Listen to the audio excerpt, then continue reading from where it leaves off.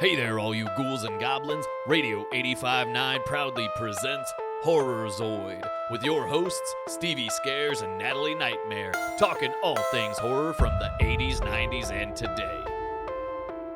Today's episode is brought to you by Van Gogh Video Store. We'd rather cut off our ear than charge you a late fee. Come on down to the Van Gogh Video Store. Welcome back, Zoids. It is that time of the week again. We are back. It is Horror Zoid weekend. Hope yours is going well. Halloween is over, unfortunately, and the holiday season has begun. Yep. But remember the 5th of November is when we're releasing this episode. I don't know, I'm trying to have a little fun. I don't know what festivities are coming up next. It's Thanksgiving. It's that time of the year, that turkey holiday. time. There's a few Thanksgiving horror movies, but we're just going to kick right back where we left off before Halloween time. Yeah. Talking about some of our favorite genres and some of our films within that genre. Today we're talking found footage horror.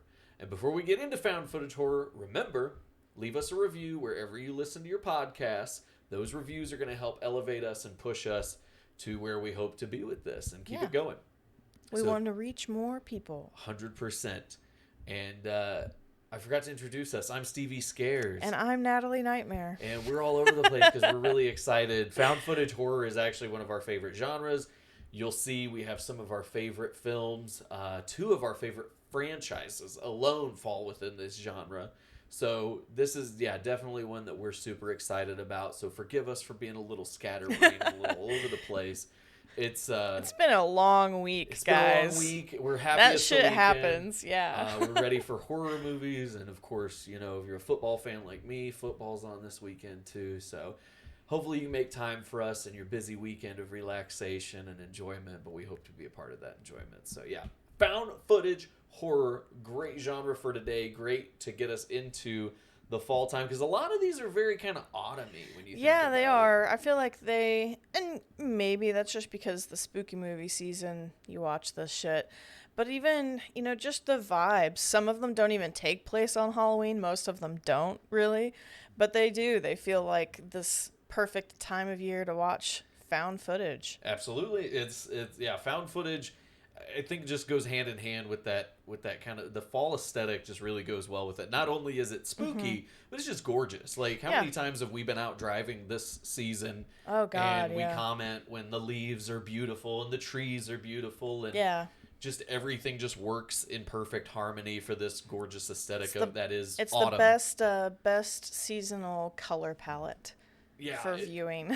I mean, how can you not enjoy this time of year? So a lot of these, like I said, they do kind of fall into that autumn, fall aesthetic. Mm-hmm. Yeah. And I kind of debated on where we should start with this, because I know where a lot of people would think that we would start, but a recent purchase of ours, another box series, is Paranormal Activity. And that's kind of where I wanted to start today, because that first movie, when it came out, and I saw it in theaters, scared the absolute shit out of me. Yeah, and this is a great place to start, because I don't think we want to start with the OG, with the one that kicked everything off. We want to get to that one later, but we're going to talk about the one that kind of revitalized the genre. Mm-hmm. Paranormal Activity, as Natalie said, really was this groundbreaking, amazing, and truly scary, as you pointed out. Made us all shit our pants scary. Yeah. Horror movie, and it came along in 2000. I think it was I remember it coming out 2009. I think it officially released in some theaters in 2007, but I don't think we got it in our neck of the woods until 2009. But it really did jumpstart the genre, because found footage was kind of in limbo. It was like people still frowned upon these low budget horror movies because they looked cheap when people, and of course it harkened back to the original that nobody could top, so forever one film stood on top of all of them until Paranormal Activity came along. Yeah, absolutely. There's something about it, and I think it's exciting for me to think that I had one of those experiences at a movie theater where I was the perfect person to be in those commercials where they show like the audience reactions and people that look like they're gonna shit themselves or cry and they're hiding their faces. That was me for this first movie. I felt like that shit was real. I remember when it came out, the promotions for it, people were like, "Oh my god, but it is real." It was And probably like, the last time they could kind of get us with that. This might be yeah, real. Nobody's yeah. gonna believe that now, but No, back not at then, all. 2000, that like late 2000s, we ate that shit up. Still, we wanted to believe this shit was real. Yes. And a lot of people did. Like Paranormal Activity was one of those films that blurred the lines of reality and surreality in fiction. Yeah. And they did it so beautifully. In an amazing way. And it's one of those movies that is so cool to see how little they spent to do the movie and then how absolutely fucking buck wild it went in the box office. It really did. It was, you and I have talked about it before. It was a small-time filmmaker, Oren Peli, made this film on a shoestring budget, less than $500,000, I want to say. And it was picked up by a guy named Jason Blum, who was this veteran Hollywood executive who just got fed up with being part of the rat race of normal Hollywood films and the normal process with these big studios, and said there's a wealth of horror movies that are out there that are being made or could be made, and they just don't have anybody who's willing to put the money into it. And he also realized that the money that goes into these films does not have to be an astronomical amount because of films like Paranormal Activity. Yeah, absolutely. He jump-started it by buying this little small movie called Paranormal Activity that Oren Peli made with just 2, 3, 4 actors at most. Yeah, and I was just looking at a production, $15,000. $15,000 is how they made this fucking movie. That's the little amount of money that they needed. And Jason Blum, the genius that he is, found this $15,000 film, bought it, and then said, and here box it is. office, $193.4 million. $193.4 million for a movie made on $15,000. In 2007. Yes. And it's not just black and white if that's just pure profit. Of course, there's expenses, there's other money coming in now because it can be shown on TV and streaming services. Of course. That's not just the only money it made. And of course, there are other expenses along the way. Right. So, but still, that's just that value, that number, that it's oh my crazy. gosh, that difference is just unbelievable. And it just started with a $15,000 found footage movie that somebody shot, that Oren Peli shot with these 2 actors, Katie Featherston, Mika Sloat, and he just took these 2, put them in this house. Yeah, with like the most, and the more, like, if you watch it again, because with the first watch through, first off, I was traumatized. Most of us were traumatized that first time. But then whenever I watched it again years later, I said I would never watch that movie again. I finally watched it over a decade later. And it's, you watch it again and you notice in the house how basic everything is, because it's not that they're just shooting in a house, but it's clearly a basic demo show house kind of situation. See, I feel like it's something where I could easily have so seen weird. Some of that $15,000 was like a shopping spree at a fucking Home Goods, and he was just like, Oren Peli's just like, just get the cheapest shit you possibly can, right? All the same color, don't care, just fucking get it. We'll put it in the house and we'll film. Yep. And that's all. But that's what I mean, though. It doesn't matter. And obviously, you see a lot more details and set design and budget with the sequels and the directions that they take it from there. But they still keep a lot of scenes. Some are very questionable. Some are very, very questionable. Looking at you, Ghost Dimension, fucking magic camera. Fuck your biggest camera. ex machina in any film ever. Fuck that. Like, Ghost Dimension can eat shit. But you have, in the marked ones, it's a lot more on the move, and they're, late night walks and going to different homes and stuff, and it's a lot of different marked ones is fantastic. But one of my favorites for sure. No matter how cool they are and the different things that they did with the others, you still have a diminishing return with anything after that first movie. And it's not that the other ones aren't scary. And I personally, my favorite, I think, after the first one is probably the Next of Kin. Yeah, you fucking really loved Next that. of Kin. I enjoyed it too. I know it broke. It was great. I know it had some scene breaks, and for that I will absolutely fault it. Where it's like it's not found footage when it's a drone view of a van, or this camera shot of the finale where neither person involved could be holding a camera. Right. It's so like shit like that. There's some faults for it, but it was really good, and it felt like they really went out of the realm of what you had setting wise of the typical comfortable home. It's they're out somewhere where they've never been. It becomes folk horror, which I love. Yes, folk horror. and I think that's why I love it, because I love folk horror. I can't wait to talk a whole episode about we'll do a whole horror. episode on folk horror. We'll Yeah. get into that, but it's great that they were able to take it into almost another genre. Yeah. By going folk horror with Next of Kin. So yeah, from start to finish, this series, Paranormal Activity, was truly groundbreaking for what it was. Again, it wasn't the original. We'll get to that later.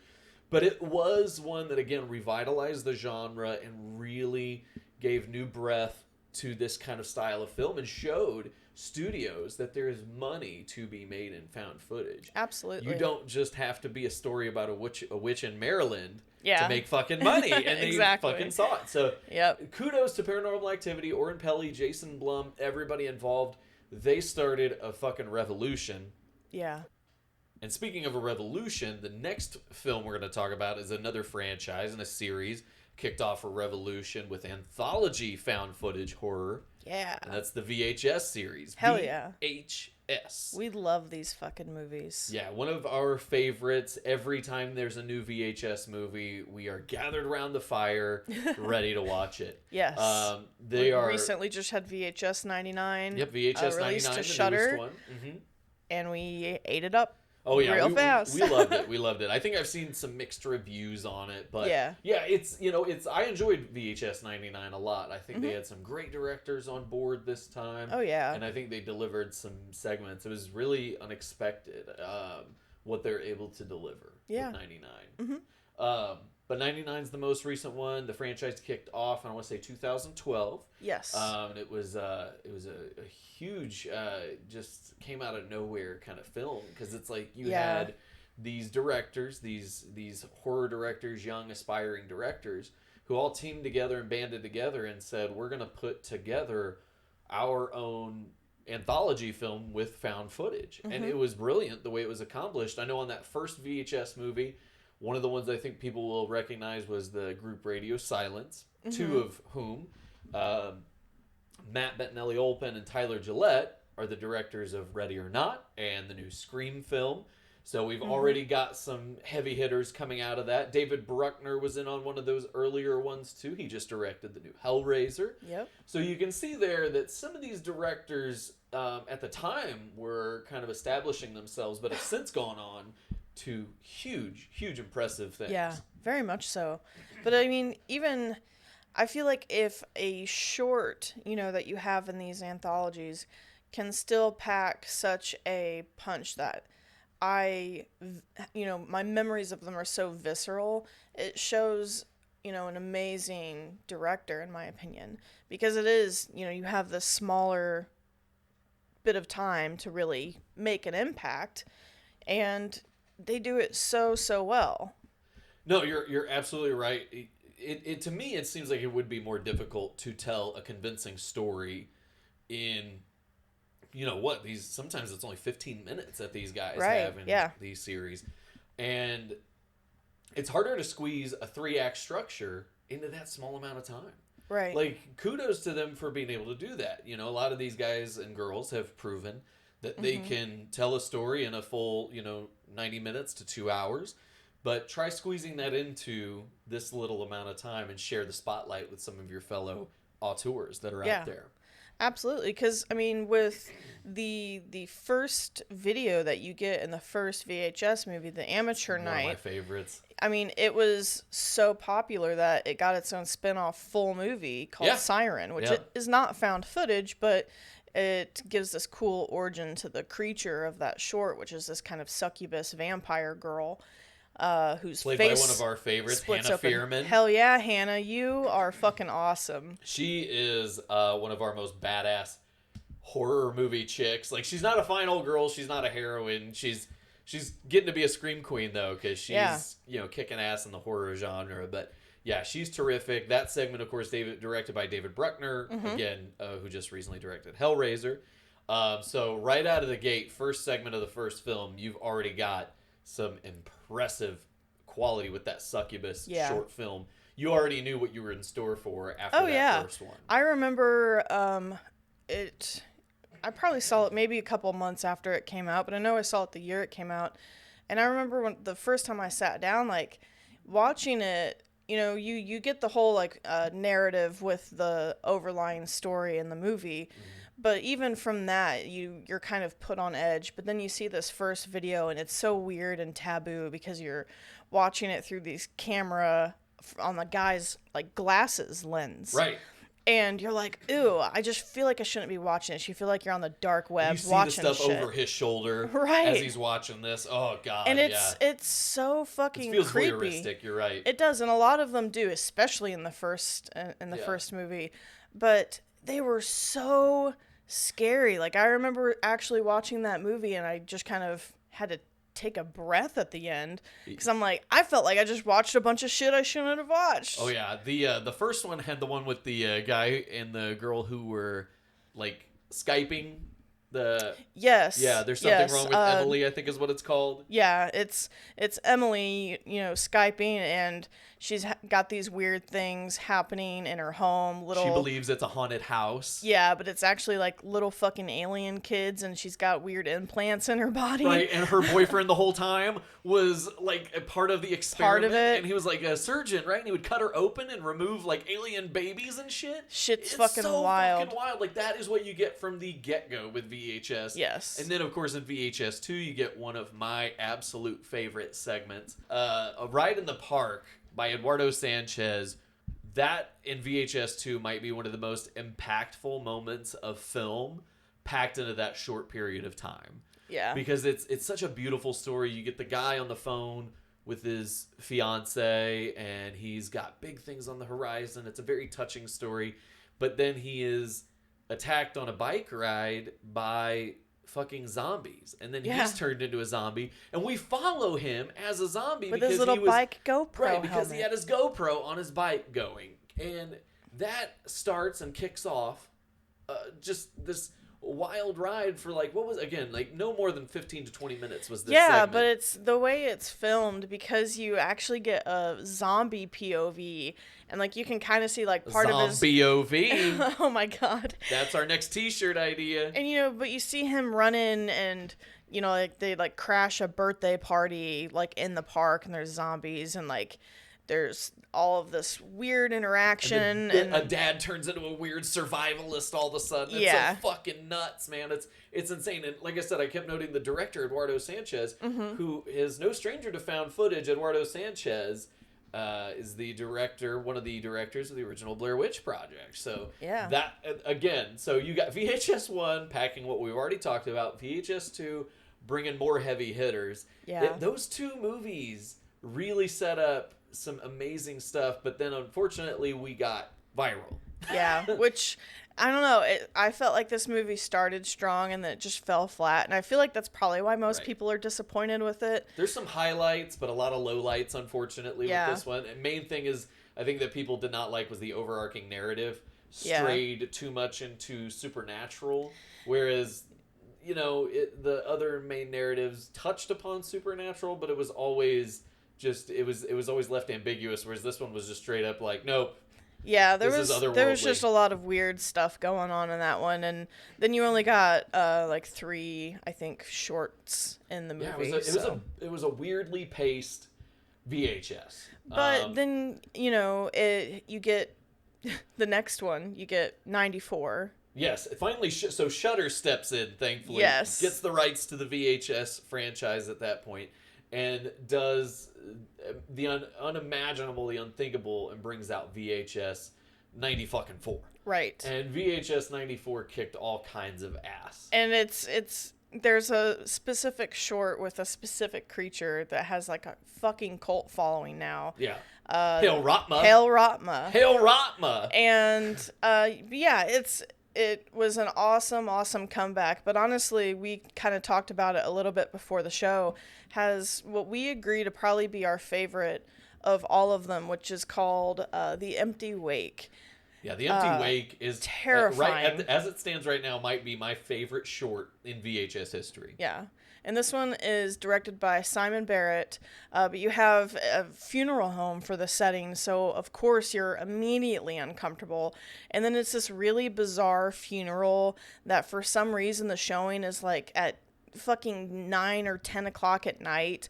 And it's just... Which you're already, like, on edge. Right. And it's like... As soon as you hear that. She's the only one that's going to be at the funeral home. There's not anyone else, no other directors there. And she just has to wait for these people to come visit. So she's just in a showroom by herself with this coffin. With a body. It's so uncomfortable of a setting. And it develops so well. Yes. Because it starts, you have, like, security cameras. But you also have... a video recorder that's set up because he wanted a recording of the showing.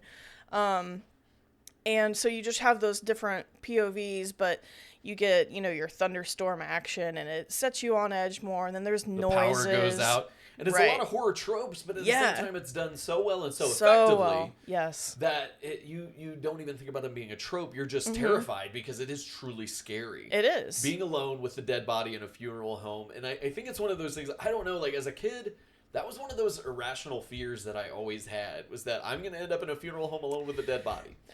I don't know why. No, I don't know why. I feel like that's one of those moments. Irrational fear. I 100% agree. I just had one of those. I can't have an individual moment, can I? No, because we can't. I feel like I felt the same way as a kid, having to go to the funeral home. I'm like, oh, what if I go into a scary room and I don't want to be in? Yeah. But I think it was a nightmare brought to life. It is, and that's what this movie does. And so you have all this weird shit happen, but the coffin falls over, and all you have is like the POV of the handheld camcorder that she has at this point. And you see him walking through the room, and he turns around and like his head's blown off. So like you realize that he's like committed suicide. But I remember that part right there when he turns around and looks at her, and you see what he looks like. Yep. Fucking scary. Yeah, I was spooked the whole time. As adults, it's hard to scare us anymore, but that Right. one truly terrified us. Yeah, and so The Empty Wake, it's awesome. If you haven't seen the VHS movies, just go fucking watch them, all of them. Even if people say that they're shit, you might still enjoy it for what they are. Yeah, but in VHS 99, there's one specific one that stood head and shoulders above the rest, and it was To Hell and Back. Yes. Like, we hands down enjoyed that more than any of the others. Not that the others were bad by any means, but that was it was just so well done. It felt kind of like a weird video game. Like, it felt like Doom because of the setting, literally going to hell. Yeah. And it has this really cool visual of this weird red rocky terrain, and that's just so awesome. Then you get something that looks like the fucking Chernobog, which I was just like in love with. Like, as far as creature designs, I don't think I've ever been more in love with anything from a horror movie. Like, I truly adored To Hell and Back. It's fantastic. But To Hell and Back leads us into our next film that we want to talk about. Because To Hell and Back was directed by Vanessa and Joseph Winter, who directed a recent favorite of ours from Shudder called Deadstream. Oh, God. I love this movie so fucking much. Where the fuck did this movie come from? I have no idea. I remember it has great jump scares, but then you're laughing your ass off the next minute. Which sounds strange, but it brings true humor. Yes. Like, the one thing I keep telling people, if you follow me on Twitter, anything, I've said it thousands of times, this is the most Evil Dead movie I've ever seen outside of the Evil Dead franchise. Yeah. There's no one has ever been able to capture that magic that Sam Raimi captured in 1981. I agree. The way Vanessa and Joseph Winter have. When I watched Deadstream, it felt like the first time I watched The Evil Dead. Yeah. Well, the these creatures, whatever you want to call them, these ghosts, these spirits, these demons, they have this, comedy side to all of the little things that they do, and then their lines are delivered and they're a little over the top, a little bit comical, and it just feels funny even though it's terrifying. And I feel like you had a lot of that in the Evil Dead movies. You'd get these kind of weird zoom ins, and of course, with the zany sound effects and stuff of the rattling of the of the shutters. Yes. Yeah, absolutely. Absolutely.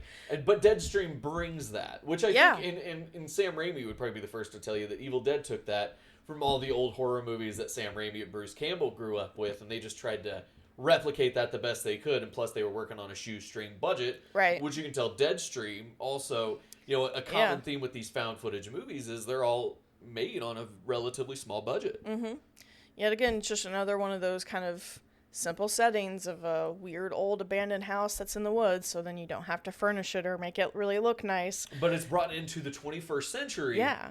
In the sense that it is this streamer, kind of a similar service to YouTube that he has uploaded all of his videos to, and he's become this streaming sensation, but he's fallen into hard times recently because he's said and done some offensive shit. Mm-hmm. So he's, about to get canceled. He's one bad mistake away from being canceled. Yeah. As the kids say. And he does this last ditch effort of staying in a supposedly haunted house, as we find is truly haunted. Yep. And he does all of these obscure things to try to prevent himself from leaving, because the whole crux of it all is he's a giant chicken shit who admits he's a giant chicken shit. Takes out his spark plugs out of his car. car. Takes out a spark plug. Like, really, you can't just do anything other than that, take a tire off or something, I don't know.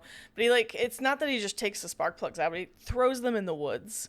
And then when he gets in the house, he takes the key and he drops it down a grate, so he'd have to open it up and go down in there, and all of these precautions. And then you get these really cool. The thing that I really liked about it is the transitions between the cam that's on his shoulder rig, and then to the display of the tablet thing that he has where he's looking at the live feed. I love that. Yeah, where he's communicating with everybody. Yes, because you pull up and he's seeing these responses and all the interactions, or the little comic feed scrolling up the side. It's just such a it's those little things, little details, for the way that they did this. And I was actually just thinking, I feel like this is one of those movies that if you liked Spree, you would like this movie. I realized, fucking funny to think that, because that's not in our notes. No, but I wanted to give a shout out to Spree. Yes, we both literally just realized Spree feel like very spiritual siblings. Yes, the way they're shot and filmed and their essence, because it deals with these streamers. Right. Like we were talking about with Deadstream, the guy, he's a streamer, and he's a notorious streamer, and he's in trouble. But on the flip side, Spree is about someone who's never been able to be that viral content creator. He's always just kind of been put off to the side, and he wants to do something big. And see, I started laughing because I'm thinking spectacular. Deadstream would be a movie that you would watch if you like Spree, and I realized we didn't even put Spree on here, and technically it's found footage. It's found footage, and it's truly horror. So yeah, I'm ashamed that we did not put that in the notes. But literally we have his to talk whole about Spree because it's so spectacular of a movie. It's so good. But, God, see, now I'm all back and forth. Because Deadstream, again, you have they go hand in hand. This popular streamer, and then in Spree, you have this guy who just sets up more than, he gets a bunch of dash cams because he's a Spree driver, which is basically like Uber. And he gets all these cams and puts them at all these different points in his cars, and he goes live, and he keeps saying, he's going to do this big thing. He's going to make it big. He's going to go viral.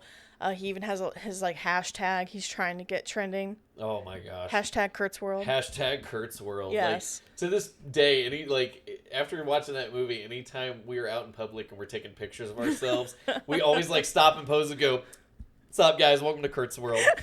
Because it's isn't that what everybody is doing now? Everybody is a social media. You can't just take a picture. Now you have to take a picture and post it and share it. Same with a video. Nobody can just take photos and videos anymore. Everything we do has to then get shared, which is exactly what Spree's about.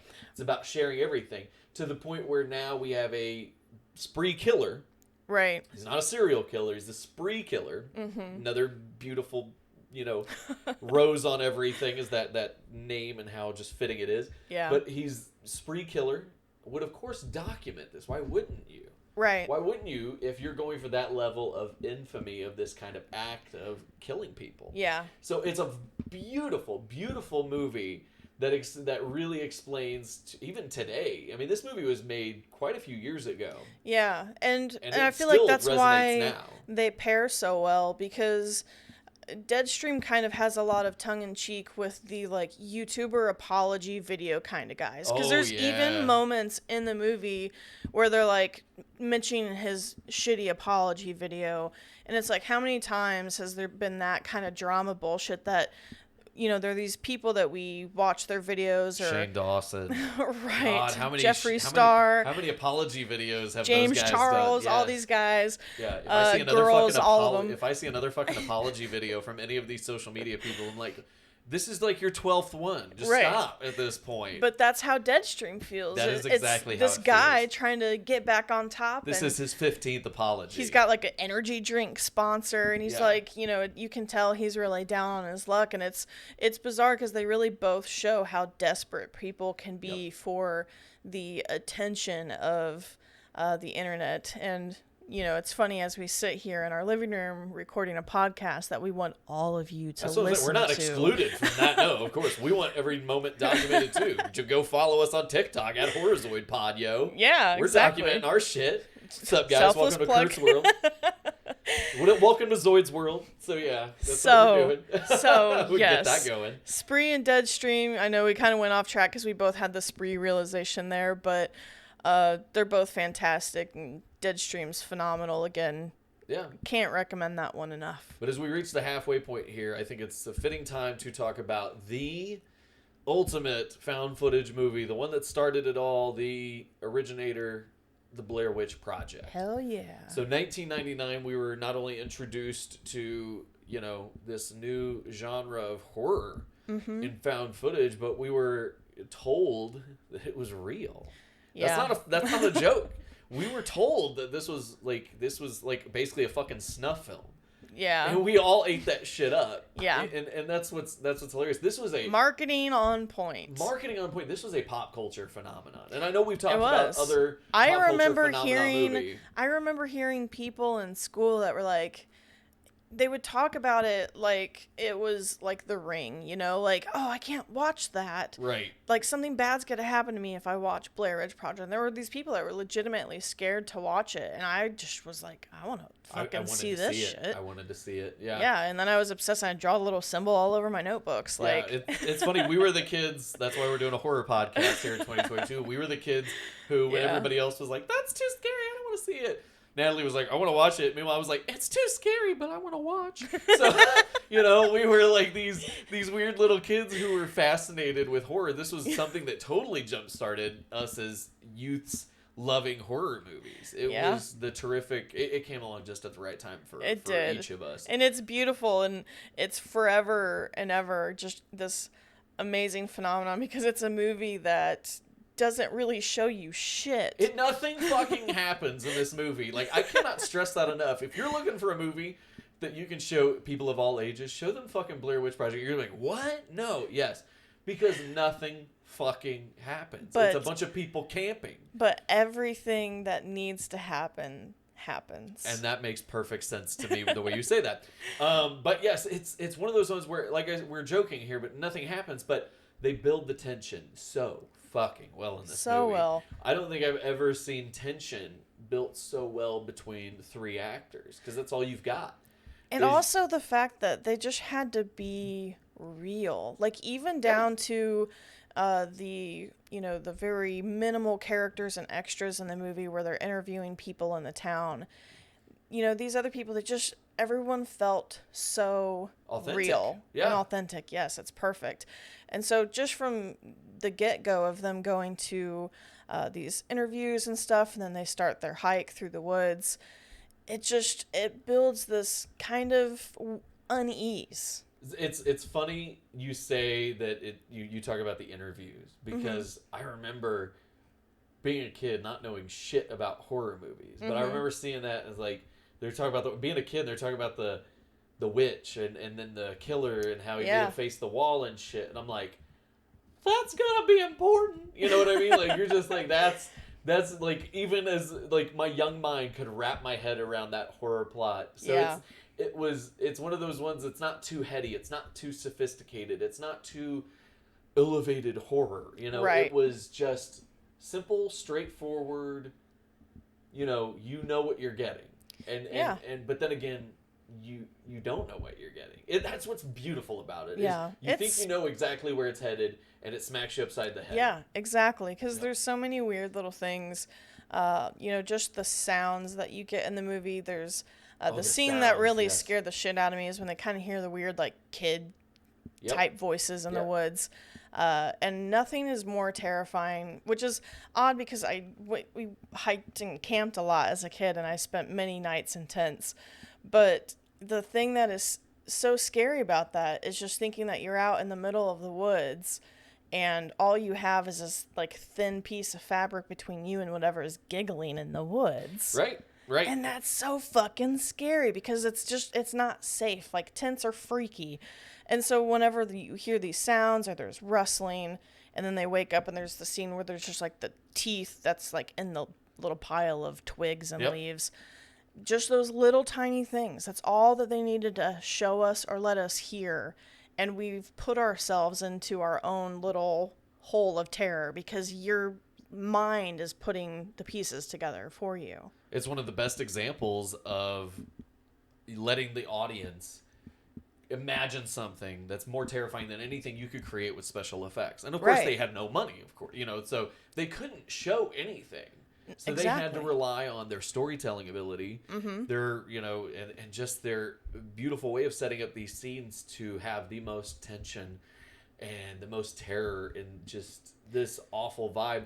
And one thing I was thinking as you're talking there, one thing that I love about this movie that I think is kind of in the subtext of it all is kind of this weird dynamic between one woman and two men that is completely outside of the realm of horror. There's, a big statement to be made here because, she's a woman planting her foot and really kind of taking charge of these two men. Yeah. Which was, even in 1999, still kind of in a weird way, not the norm. Yeah. It was, no, because you look, there was a lot of movies out at the time that were very misogynistic and men-forward movies. So yeah, I mean, I think this came out the same year as What Women Want. Which was, easily just a disaster and one of the most misogynistic movies. So yeah, even in 1999, the culture was, there's some beautiful subtext to this movie. It's one that I always watch again and again because of stories like that, the dynamic between Heather and the two guys, and how there's even this story of like, okay, she's got a relationship with, I think it was Josh, but she doesn't have a relationship with the other guy who ends up being the camera guy. And there's this weird dynamic of, did I agree to go into the woods with this guy I barely know? And you get that vibe. There's just so many layers to the film. That's what's beautiful See, and about you say that, and I get what you mean because there's so many, each scene where something goes wrong, everyone's, distrust in each other goes stronger and stronger. And, like you got rid of the map or whatever the hell they're talking about. And that builds and builds and builds. But I mean, this movie, I feel like most people have seen the end of the movie. I mean, it's the most iconic scene in the whole movie. It will live. It'll stand the test of time. Yeah, absolutely. It's one of the most terrifying shots Everyone in knows all of cinema. the guy staring in the corner As Heather screams her fucking head off. Right, like, and then the camera drops. One of the best screams in any horror movie. Like, you always talk about Lee Whannell. Her performance is phenomenal. I think how you say Lee Whannell is your favorite horror movie, end of the movie scream. Mine's Heather. Heather at the end of Blair Witch Project, nothing will ever...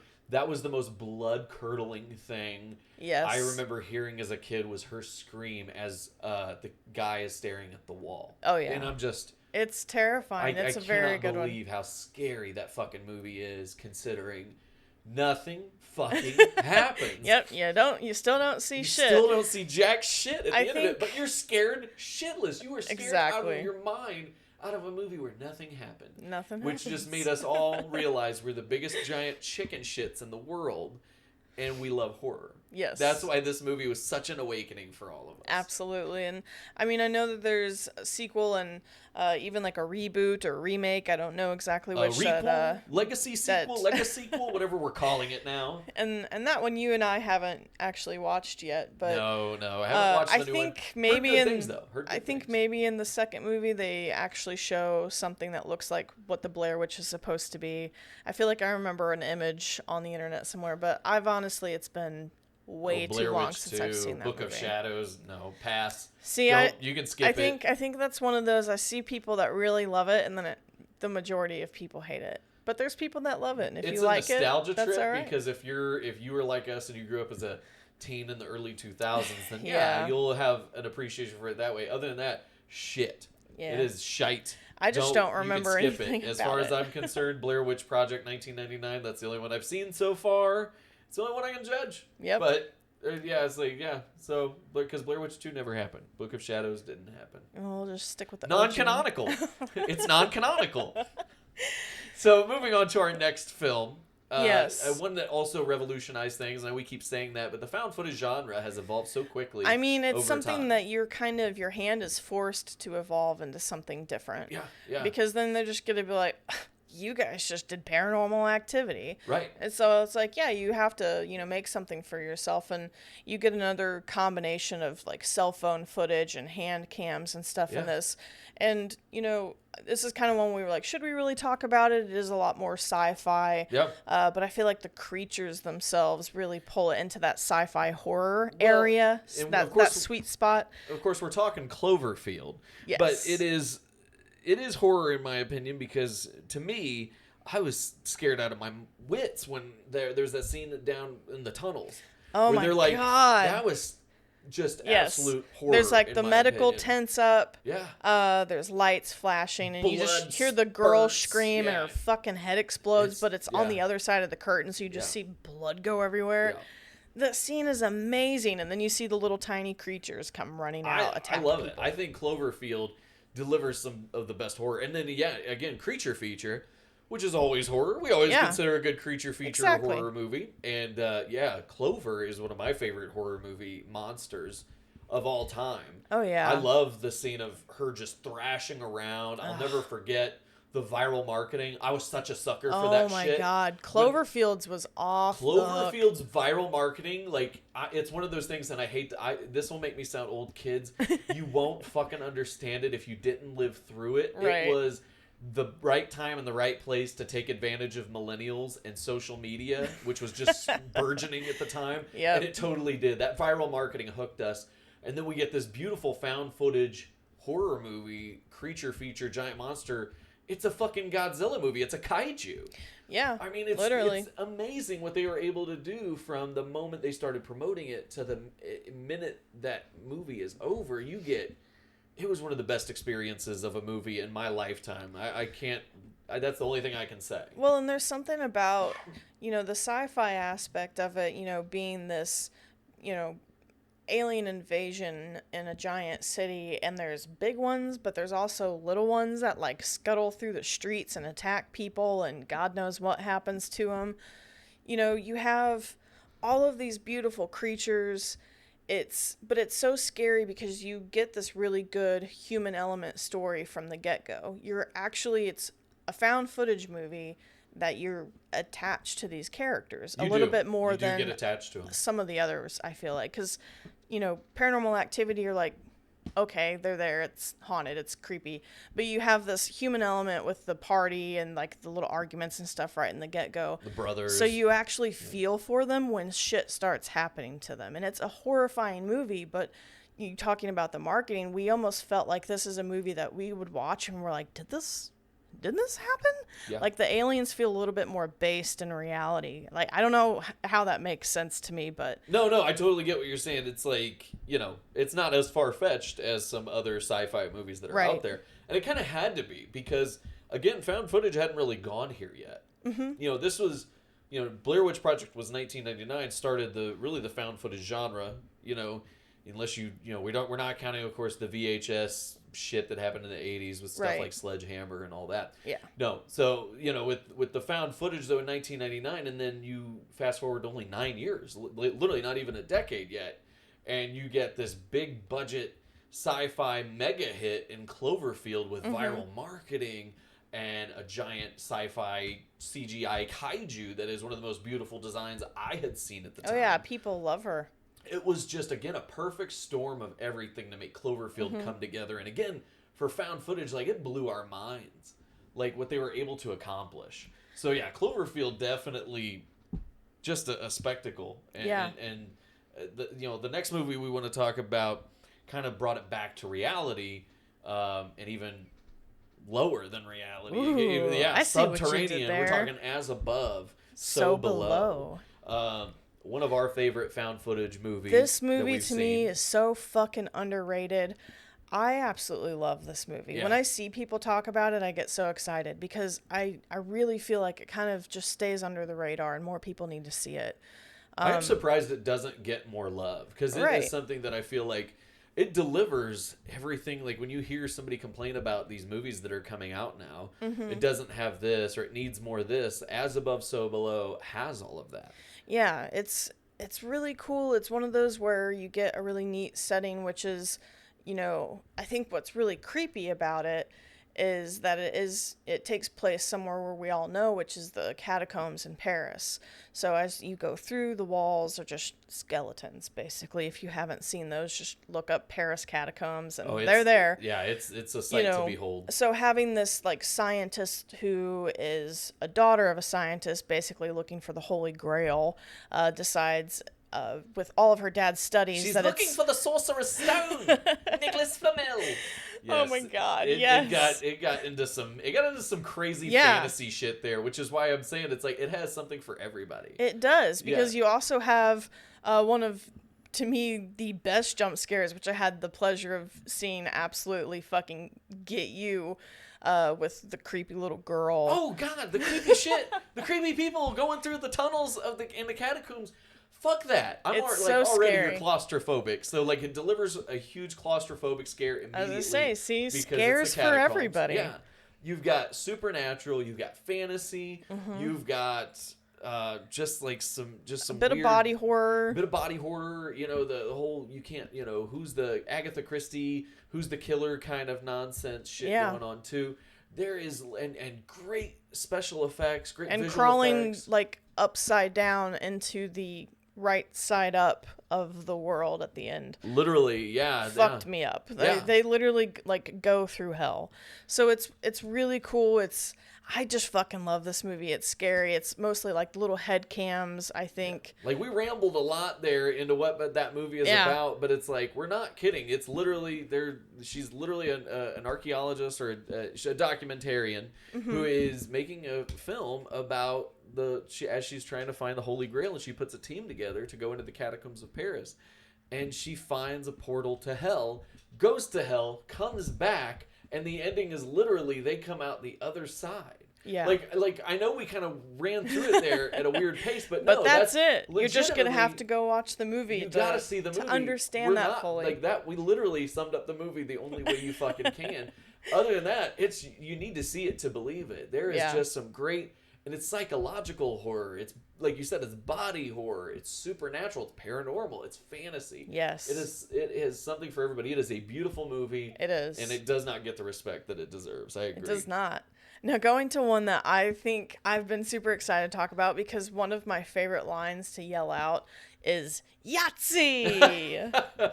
Yeah, we're talking about The Visit from 2015 from the legendary M. Night Shyamalan. This is one of the few instances where you're going to see a big director kind of go into the found footage genre, himself. There's not a lot of examples of big name directors going into the found footage genre, but M. Night Shyamalan took that leap with The Visit. Yeah. And he really delivered something unique. He did. But it's really freaky and you get a really good twist, and I was trying to decide if I should spoil it, but I figure if you're listening, you are going to get a lot of shit spoiled anyway. Yeah. But basically, it's these two kids go to visit their grandparents, whom they're meeting for the first time. You can tell the family's kind of complicated. There's weird shit with the mom and sketchy their past their between dad. everybody. Yeah. And, so they go and they meet these grandparents for the first time, and they're staying at their house. And, the kid's like documenting. He's got his little hand camcorder, which is what makes this found footage. And, the grandparents, they've got their quirks, their kind of strange little things that they do. You get the vibe that they're at the point in their life where they're also suffering from some memory loss issues. Yes. The grandfather, you get the impression that probably dementia. Yeah. It's sad. You kind of see the deterioration of these elderly people who are at the same time trying to reconnect with their family. Yep. The only twist is it's not really their fucking grandparents. It's not really their family. Turns out this fucking, and one of the most terrifying scenes in my opinion is the scene where she's in the basement and she finds exactly the belongings of her real grandparents who have been killed by these old people who are impersonating her grandparents. Yes. She puts it all together, finds the belongings of her real grandparents, turns around, and that old fucking man is standing there. Yes. And it is, speaking of it right now, I get fucking chills down my spine because this old man is so creepy and terrifying. It's like, maybe it's a millennial thing. Maybe we just fear boomers. But they are scary and they're everywhere. As fuck. But it scared the shit out of me seeing that old man corner that young girl like that. It was freaky. Disturbing. Well, it's something, you're getting this really big reveal, like as you're realizing, they're not the grandparents. And then you get this huge jump scare, and it's just so well done, and the way it builds up to this realization. It goes off the rails a little bit. It does. Goes off the rails a little bit. That's the only way I can say it, because it's like M. Night Shyamalan does some interesting things. Yeah, there's I'm just gonna say diaper. Diaper. There's weird trigger warnings. There is like old nudity for sure. Yeah, I was gonna say, you kind of see that a little in the trailer, I think, where they show the grandma like scratching at the door. Yeah, you get a lot in this movie. So if you have a problem with fecal matter, I hardcore say pass on this film. Yeah, any bodily anything, really. It's fucked up. One of the most fucked up scenes I've ever seen in a movie. I remember I looked at Natalie and I said, he's not going to do this. He's not going to do this. And he fucking did it. And it's like, and I can't even bring myself to say exactly what's happening. You just have to see the fucking movie if you haven't seen it. Go watch The Visit. Go see what happens to this poor little fucking kid. And you will be disturbed just as much as we were. Yeah, 100%. I think the worst thing about this movie is that it really ended uncomfortable and weird, but then kind of with a hopeful future.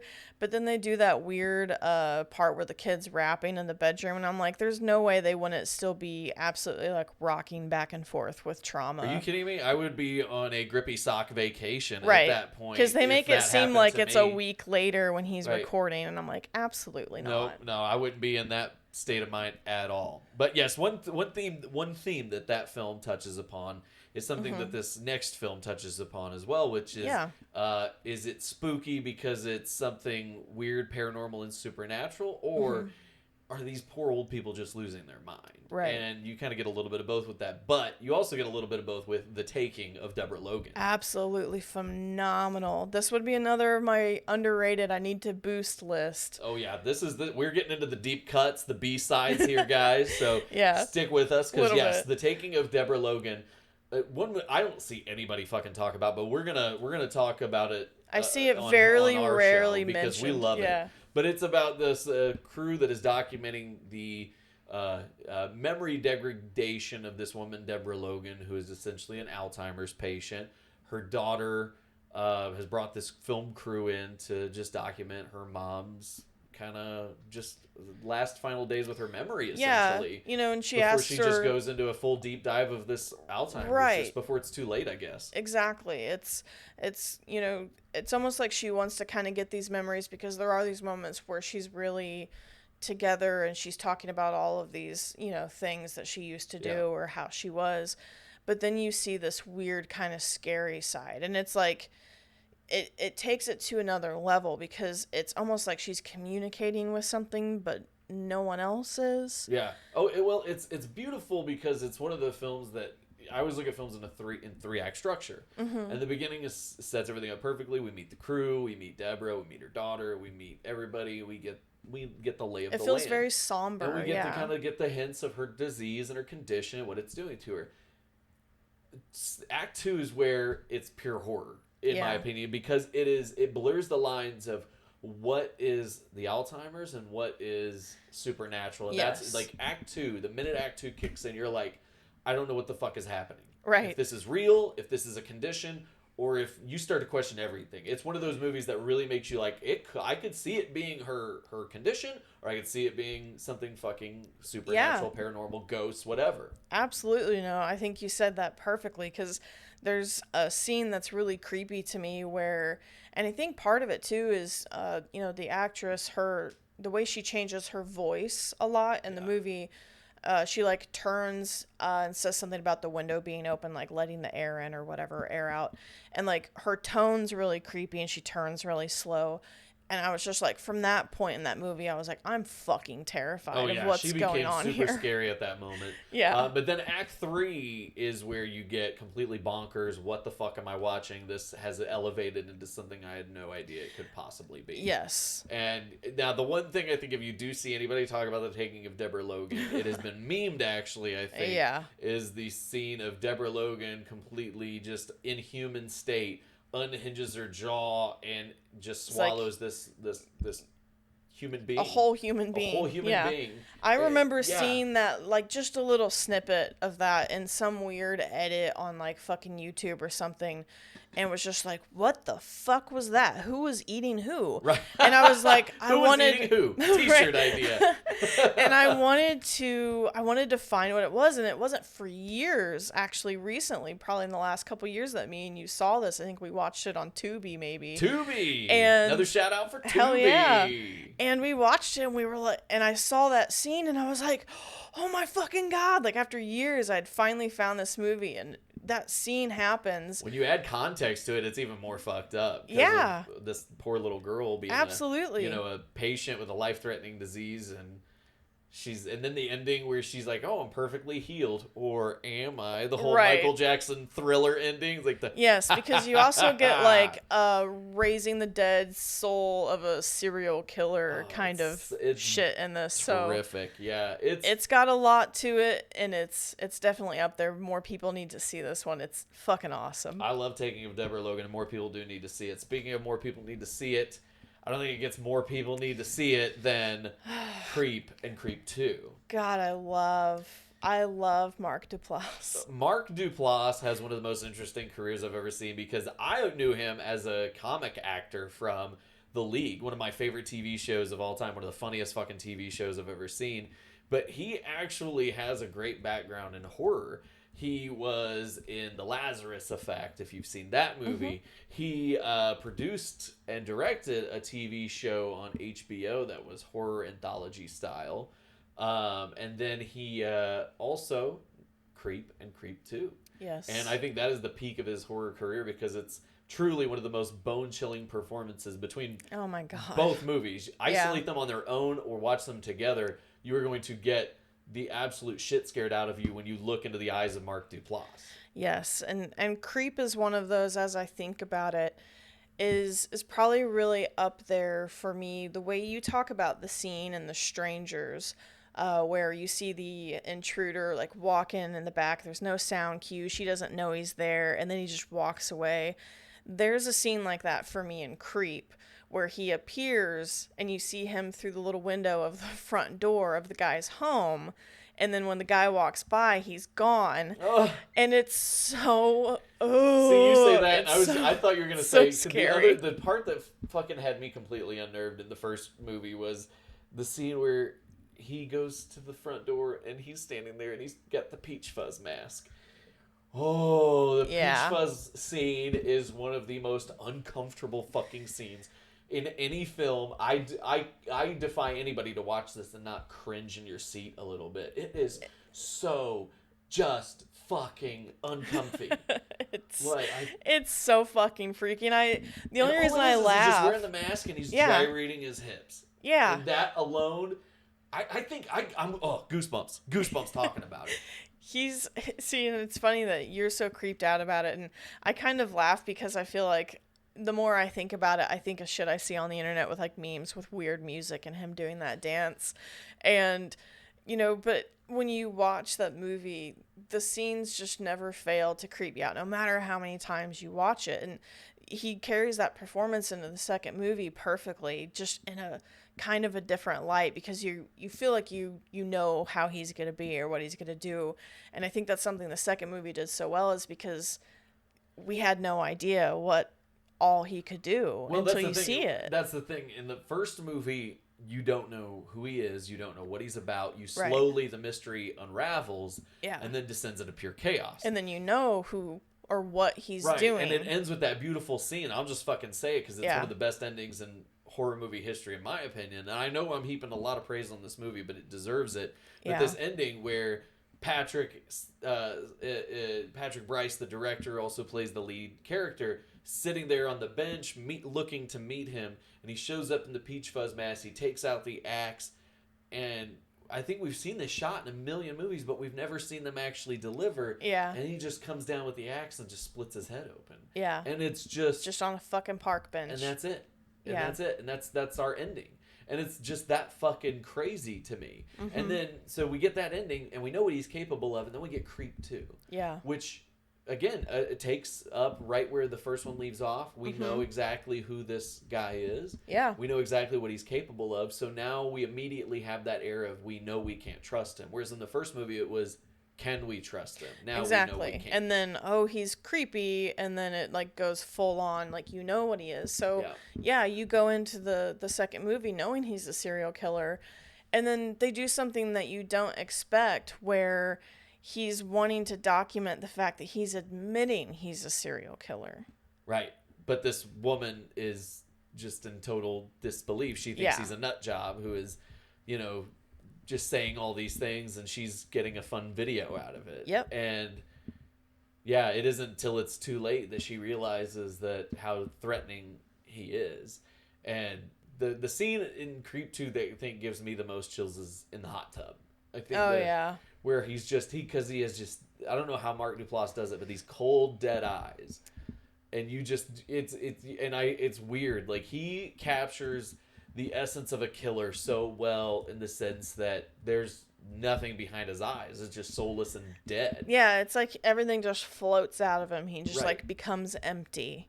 Right. And the way he talks and like the lighting of that scene, I've it's so never creepy. seen a sociopath right summed up so well on film by an actor than I have with Mark Duplass and the way he plays that character. And the reason we don't name him is because he has all sorts of different names, and we're not sure what his real name is. He just has all these assumed identities. Yeah. So, but Mark Duplass, kudos, and Patrick Bryce, amazing direction in both films. And I don't know if we'll get a Creep 3. I think they've talked about it, but I really, honestly, if we only get these two movies, they're just so beautiful and splendid. They are. Yeah, I could be happy. I could die happy with these two movies. A third one would be great. I'm not going to get greedy.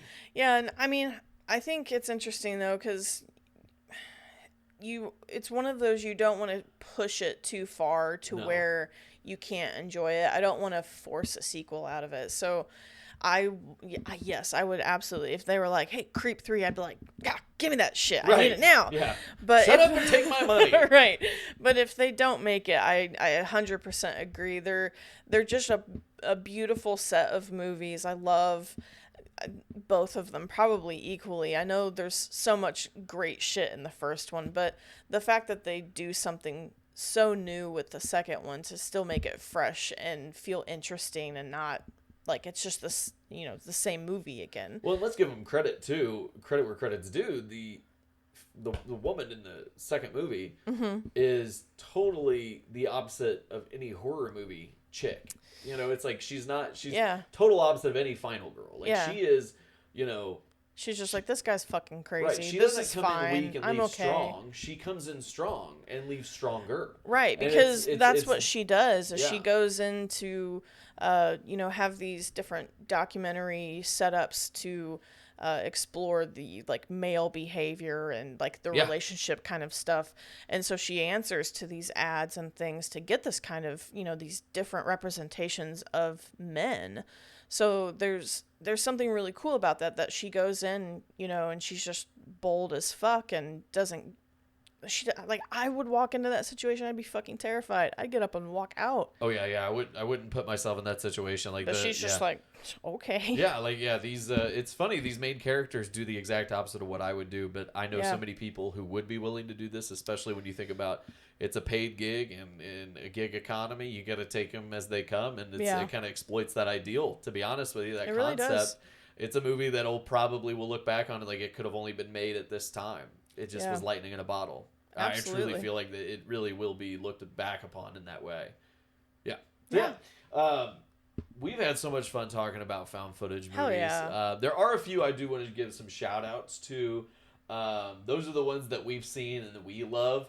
But there's some that we haven't seen that people have recommended to us that we're going to pass those recommendations on to you. They're on our watch list, and now they're going to be on your watch list. Yeah. So we're going to start The Gallows. I've heard so many good things about that one. Yep. It's kids and theater, if I remember right. That's where a majority of the film takes place, so it's kind of on that low budget side. All right. Yeah, I think that one has been recommended to me several times. Seeing you have Grave Encounters written down, and I just feel like I've seen stills from this movie that are really creepy, and I've always wanted to see it. The creature's like very Rake-like, if I remember. Yeah, it is very Rake-like. From the pictures and the videos that I have seen. Yeah, Grave Encounters, another one that people talk about a lot. The Poughkeepsie tapes is one I hear is one of the most gruesome. And a lot of people are like, fuck that movie, it hurt me. Megan is Missing, I heard, is very controversial. Yeah. I've heard a lot of people go back and forth on it. Some people think it went too far. I've even some people say, just fair warning, I've put it in the same discussion as films like Cannibal Holocaust. You know, it's just they kind of had that reaction towards it. Green Inferno, it's in that territory. Green Inferno, kind of controversial. If you have a stomach for those kind of things, it might be one of those ones. Just fair warning, you have to have a strong stomach for that one. One that I keep getting recommended, and I started watching it, but I have not been able to finish it. It's Never Hike Alone. It is a fan-made film for the Friday the 13th franchise, and a lot of people in the Friday the 13th franchise have embraced it. Hell yeah. And do consider it canon with the way the story is told. I know there's a sequel, Never Hike Alone in the Snow, so we get kind of a wintry Jason. So terrific, especially on the heels of the news that we're getting a prequel series on Peacock for Friday the 13th. So, exactly. So exactly, that'll be an exciting show. Never Hike Alone and Never Hike Alone in the Snow, some good ones as well. There's one more that popped in my head that I meant to talk about. Oh, it's going to bother me that I forgot to mention it, but there's another good one out. Oh, Lake Mungo. We just Lake saw this Mungo. one on 101 Scariest Movie Moments. Yeah. Lake Mungo, another found footage that got recommended very highly. We have not seen it, but it looks phenomenal. We recommend that one as well. Put that on your watch list because it's on ours. Yeah, absolutely. So this has been a fun episode. We're glad we found you. Oh. And we're glad you found us. So on that note, we're going to leave you with this. Would you mind getting inside the oven to clean it? Thank you for listening. Be sure to subscribe wherever you get your podcasts. New episodes drop every weekend. Follow us on TikTok at HorrorZoidPod and send emails to horrorzoidpod@gmail.com with your thoughts, questions, and stories for us to read on a future episode. To all our Zoids out there, stay scary.